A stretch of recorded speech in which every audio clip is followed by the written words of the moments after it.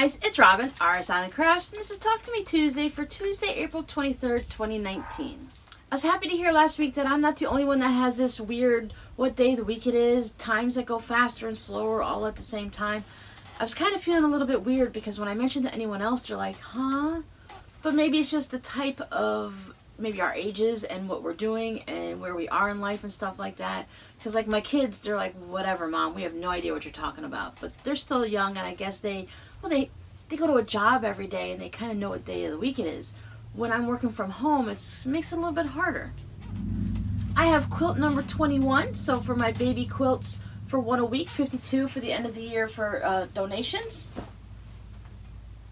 I will show it to you so it's not upside down.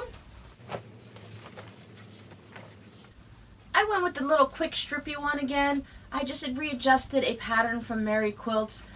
I redid some of the sizes and which ones I'm putting where and how it is, but it's basically still about the same. You're just doing a bunch of strips. I wanted it to be a little bit smaller than hers. Hers is more of like a full length one.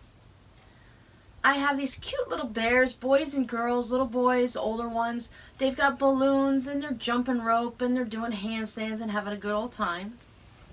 Then I have this white with a variety of different colors of polka dots. It's kind of like a circus feel to me. And for my accent, I went with a black, just to kind of set it off a little. I would have loved to have used a yellow, but apparently I don't collect yellow fabrics because I don't have any in my stash. I mean, I have some yellow with ladybugs on it, but that's not, it didn't really feel like it was going to go with this. With just using such a thin strip, I believe it's only 1.5 inches, I would have been chopping ladybugs up left and right, and that wouldn't have been good. So yep, so I am on quilt number, this one's number 21. I could have easily have made it a quilt as you go, but then I would have had to have the backing ready, and I would have had to have the batting ready and gotten everything all together. And it was just as easy, it's just to whip it out this way and stitch it all together in about a day and a half. Because it seems like I always end up taking a little bit more time than I thought. It's the pressing and ironing that I always forget to adjust in there. But cutting these little quilts up, they take no time at all. I could probably cut up all 50 of them out of this type of pattern and have them all ready to sew together every week. But then I'd probably change my mind and want to do something different. But these are great for kids, great for even for adults, just depending on what your focus fabric is. I think it's a great one if you need to whip out a quilt really quick and you only have a little bit of time. And they really don't take that much fabric because you're not cutting all your yardage up into little squares and sewing them back together and dealing with all the seam allowance. So this is, like I said, it's a really great quilt if you just found out that your husband said, hey honey, my coworker just had a baby 3 days ago and I promised them a quilt. But he mentioned it 3 months ago and never bothered to tell you. Or if you just want to make something if some family's having some struggles, or you find out your little neighbors, the 3-year-old's got a birthday party coming up. So it's a really great quilt for doing things like that. There's always something going on, but nothing new and exciting. My biggest struggle this week is, you're going to laugh when I tell you this, but I've been trying to figure out what to drink for the summer. Right? If that's my biggest crisis, then I'm in good shape. But with everything else going on, I've just been trying to eat a little healthier. I eat reasonably healthy to begin with. The exercise is the part that I don't do very well. So I've been trying to figure out what to drink. I gave up soda mostly many years ago. I do have one maybe once a week or periodically, depending on, like if we're having hamburgers or something, it's nice to have a soda with it. But for my day-to-day drinking, I tend to drink about 2 quarts of something. And I've tried switching over to water because, you know, it's kind of like the purest thing. There's no sugar in it, there's no preservatives, there's no chemicals, no colorants, none of that stuff. But it's really boring.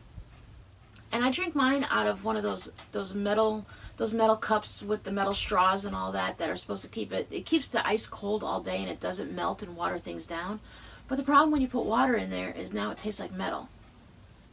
What I was drinking is I was buying those little powdered flavor packets that you put in like a 20-ounce drink, and that way your water's flavored. You can put it in your kid's lunch or take it to work or whatever, and it was really good.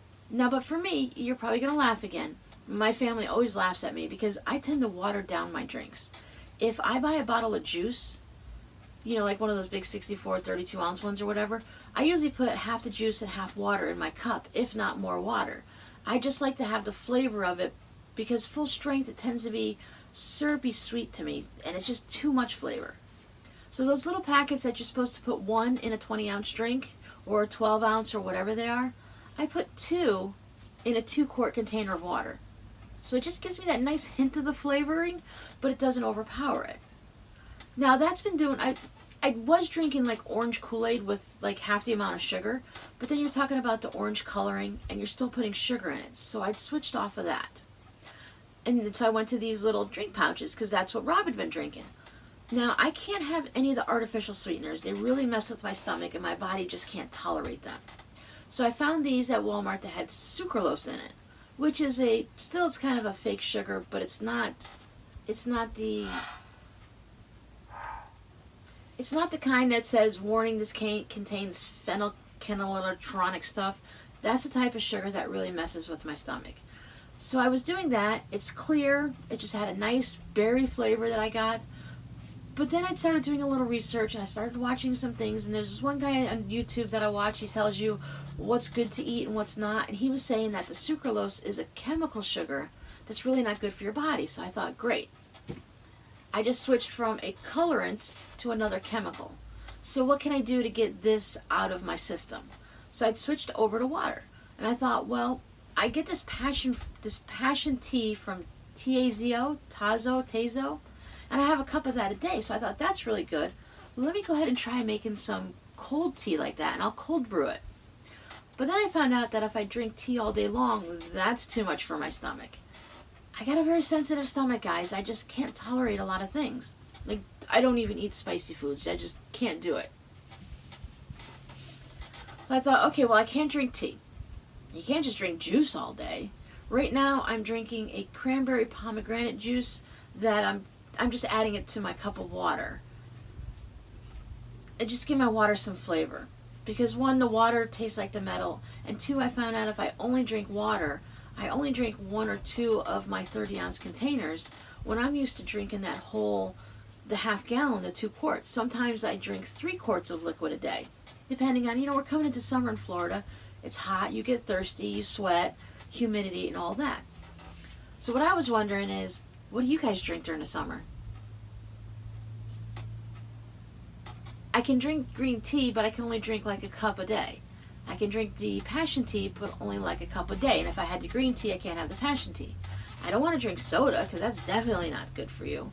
So I'm trying to find something that I don't mind if it has some sugar in it, because chances are I'm going to water it down anyway. But I don't want anything with any artificial sweeteners. Nothing diet, because that's just full of those artificial sweeteners. That acetame, is that what the artificial ones are, one of them? So I don't know. I'm not a coffee drinker, so I'm definitely, I no caffeine. I can't have caffeine because, once again, that bothers my stomach and it gives me terrible heartburn.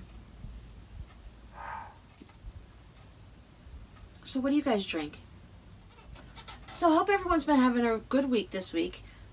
I hope everyone enjoyed their Easter, and if you had an Easter break, I hope it went really well, that everyone got a little bit of crafting time in, spent some time with friends and family. I know my kids are working this year again, so mostly Rob and I are just going to hang out. I'll probably bake a ham, and we'll just pick on that all day long. Take a nice rest, relaxing day, because, it is on Sunday, and Sundays are a good day to just kick back and relax. Watch some old movies on Netflix or something. I know I'm going to be doing something in the craft room. Maybe I'll work on I need to still finish up those last bit of the sashings and the borders on my hand-stitched quilt, so I'll probably be working on that. But I hope you guys find something fun to work on, and I'll see you next week. Bye!